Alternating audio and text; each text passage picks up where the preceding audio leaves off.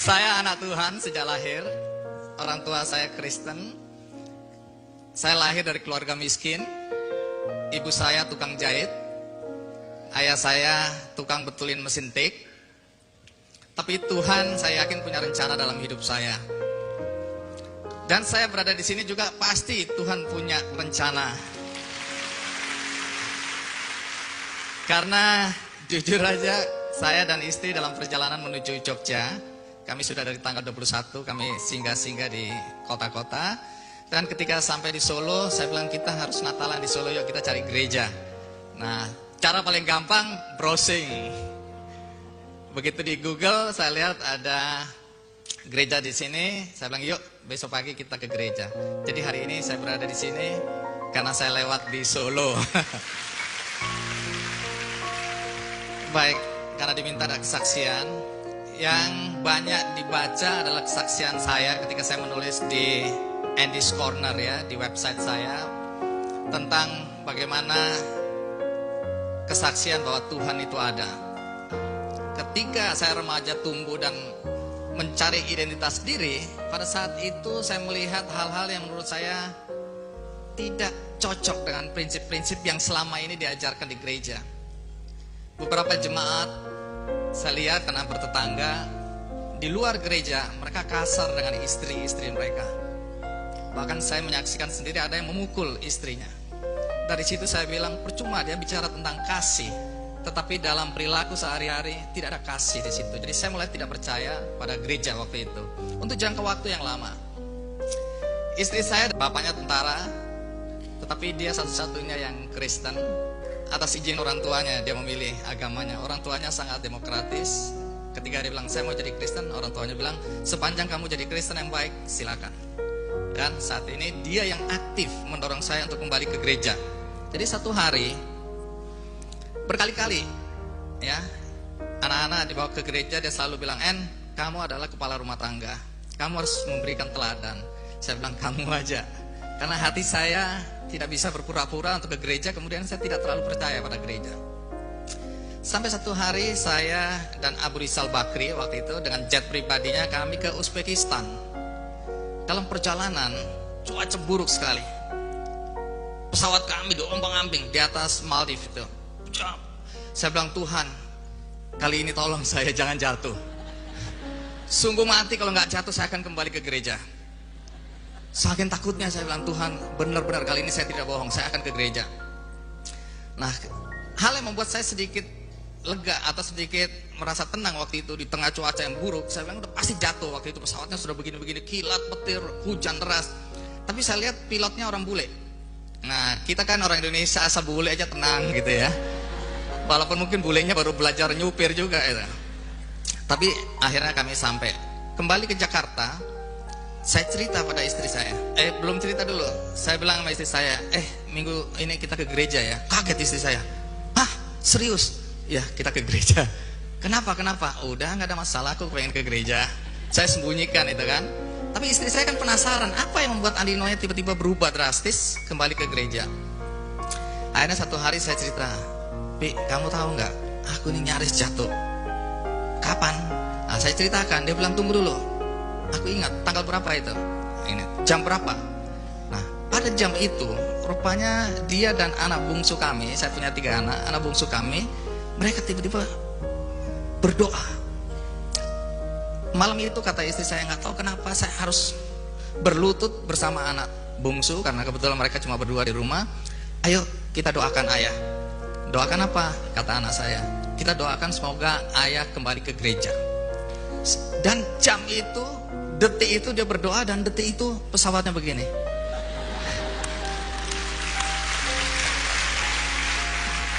Sejak itu saya bilang sama istri saya, jangan sekali-sekali kamu berdoa seperti itu kalau aku lagi terbang. Deg-degannya luar biasa. Jadi saya bilang lain kali doanya waktu aku di darat aja, jangan di udara. Saya ini penakut naik pesawat. Jadi pada saat itu memang doanya dikabulkan dan sejak saat itu saya ke gereja. Yang ingin saya ceritakan, kalau Anda mau pulang silakan, saya menggantikan Anda hari ini.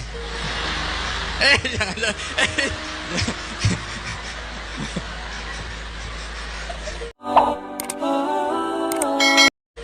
Soalnya sudah 8 kebaktian, jadi mungkin Anda capek, Anda mau pulang istirahat. Biarkan saya jadi pendeta hari ini. Istri boleh ditinggal, Anda pulang aja. Nah, satu hari kakak saya punya 2 kakak perempuan, minta diantarkan ke dokter. Saya bilang, ayo saya antarkan. Dokter apa? Spesialis kanker. Nah, sudah lama rupanya dia menahan diri. Dia tahu bahwa dia kena kanker. Cuma dia tahu juga, toh kalau sampaikan ke saya, waktu itu saya anak bungsu, 5 bersaudara, dan selama ini saya menanggung seluruh keluarga saya. Dengan gaji saya hanya sebagai wartawan, tapi Tuhan luar biasa. Kakak saya tanggung dengan 5 anaknya, ada kakak perempuan lagi saya tanggung dengan 3 anaknya. Jadi tiba-tiba anak saya jadi 11 orang dengan gaji yang cuma segitu. Tapi Tuhan luar biasa, semua bisa saya cukupi. Nah, satu hari kakak saya ketika mengadu dan kami ke dokter, akhirnya dokter bilang, iya, Anda kena kanker dan stadiumnya sudah 4. Tidak ada harapan. Dia bilang, udah tinggal menghitung hari aja, Bu. Kakak saya nangis. Saya bilang, kenapa kamu gak kasih tahu saya sejak awal? Dia bilang, aku gak mau menyusahkan kamu lagi. Karena dia tahu saya tidak akan mampu membiayai dia kalau dia masuk rumah sakit. Karena dengan beban yang saya pikul aja sudah berat sekali.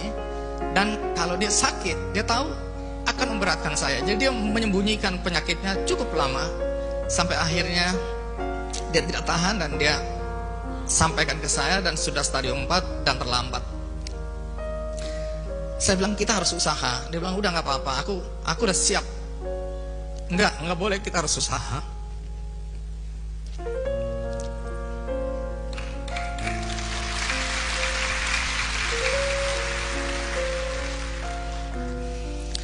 Akhirnya kami ke rumah sakit Darmais, dan dokter bilang memang harus dibuang, dipotong. Itu satu-satunya, setelah itu baru dikemo, usaha terakhir. Saya bilang, kita harus lakukan. Dia bilang, gak usah. Begitu lihat biayanya, saya hampir pingsan memang. Karena hari itu gaji saya tidak cukup.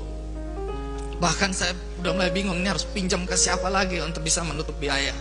Tapi saya bilang, enggak, kamu harus ke rumah sakit. Entah bagaimana nanti biayanya. Nah, malam itu, karena saya tidak tahu lagi saya harus mencari uang dari mana, saya berlutut. Ini sebelum saya kembali ke gereja. Jadi ini sebelum kejadian yang pesawat digoyang tadi, saya tidak ke gereja. Tapi hari itu saya bilang, saya tidak punya jalan keluar selain pada Tuhan. Saya berlutut sendirian di kamar. Saya bilang, Tuhan, sebagai manusia, saya sudah tidak tahu lagi bagaimana caranya. Bagaimana caranya mencari uang untuk biaya operasi kakak saya. Berdoa sampai jam 2 pagi. Saya bilang, akhirnya saya capek, saya tidur. Bangun pagi, mungkin karena iman saya nggak terlalu kuat. Saya bilang, nggak ada keajaiban apa-apa. Karena tetap saja saya pusing mikirin bagaimana biayanya. Nah, waktu saya jalan ke kantor, handphone saya bunyi. Saya angkat dari seorang teman, dia punya perusahaan PR. Dia bilang, Andi Noya, help, dia bilang gitu. Aku bilang, kenapa? Aku butuh kamu. Apa? Renat Gasali sebagai pembicara waktu itu di Bank BNI, ada workshop gitu, semacam untuk karyawan, kepala-kepala wilayah. Nah, pada saat itu Renal Gasali nggak bisa datang. Nah, kemudian saya diminta menggantikan Renal Gasali. Saya bilang, saya nggak ngerti apa yang mau dibicarakan oleh Renal Gasali, saya nggak bisa menggantikan. Enggak, kami udah rapat dan akhirnya kami semua setuju Andi Noya aja penggantinya. Terus aku harus ngomong apa? Udah, kamu ngomong apa aja, pokoknya mereka maunya Andi Noya. Seperti hari ini saya ngomong apa aja yang penting. Singkat kata, akhirnya saya menggantikan Renal Gasali. Waktu pulang, dia menyerahkan cek ke saya. Saya bilang, enggak, ini pertemanan aja, nggak usah. Enggak, aku tahu kamu wartawan nggak terima amplop katanya gitu kan. Nah, tapi ini bukan urusan pekerjaan. Kamu sebagai pembicara, jadi ini nggak ada kaitannya dengan jurnalistik, nggak ada kaitan dengan kode etik dan lain-lain. Dia maksa-maksa, karena di depan banyak orang. Akhirnya saya terima dengan harapan, saya bilang, saya akan kembalikan. Tapi dia sudah SMS saya, waktu itu belum ada WhatsApp ya. SMS, dia bilang, please terima, jangan kembalikan. Dia bilang gitu, ini betul-betul sebagai profesional. Nah, akhirnya saya bilang, ya sudahlah, mungkin ini memang Tuhan sudah atur. Saya terpikirkan kembali, oh iya, siapa tahu bisa-bisa untuk nambah uang operasi kakak saya. Begitu saya buka, bapak-bapak, ibu-ibu sekalian, tahu berapa angka di dalam cek itu? Sama persis dengan jumlah yang harus saya bayarkan. Sama persis, tidak kurang 1 sen, tidak lebih 1 sen. Saya kaget lihat itu. Saya bilang, Tuhan, Engkau dengan caramu menjawab doaku. Saya tidak menyangka bahwa Tuhan memberikan langsung cek ke saya. Tapi Tuhan belum puas. Dia bilang, kamu gak percaya sama aku. Lihat apa yang terjadi. Waktu saya datang ke kakak saya sampaikan cek itu. Saya bilang, udah kamu tenang aja, operasi, uangnya sudah ada. Terus dia bilang, kamu tahu nggak? Tadi malam Surya Paloh datang. Waktu itu kami belum punya Metro TV, saya masih kerja di Media Indonesia. Surya Paloh, ngapain? Surya Paloh adalah pemilik Media Indonesia waktu itu, sampai sekarang. Nah, saya bilang, ngapain Surya Paloh? Nggak tahu, dia datang aja besuk aku. Loh, saya nggak cerita sama sekali ke Surya Paloh bahwa kakak saya sakit. Terus apa kata Surya Paloh? Dia bilang, mulai hari ini sampai kapanpun juga seluruh biaya saya yang akan tanggung. Dan itu dia buktikan 1 tahun lamanya dalam perawatan. Karena 1 tahun itu kakak saya tidak pernah keluar dari rumah sakit. Dia setiap hari berada di rumah sakit. Dan kakak saya imannya luar biasa. Karena dia mengajarkan saya, dia bilang, dia panggil saya Andy. Kita ini ibarat arang, orang-orang Kristen. Waktu itu kan saya tidak percaya pada gereja. Dia yang selalu mendorong saya. Bahkan baptis saja, walaupun hati saya waktu itu belum terlalu percaya, dia bilang, enggak, kamu harus baptis saja. Nah, dia bilang, kita ini ibarat arang. Kamu nggak bisa merasa bahwa imanmu cukup kuat. Karena saya selalu merasa saya percaya pada Tuhan Yesus Kristus. Saya nggak perlu ke gereja. Iman saya sangat kuat, saya bilang. Dia bilang, nggak bisa, Kenapa?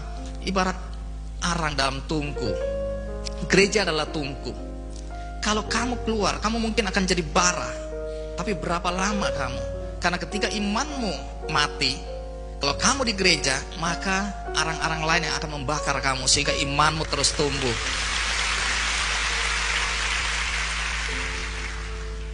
Jadi 1 tahun lamanya kakak saya di dalam pengobatan.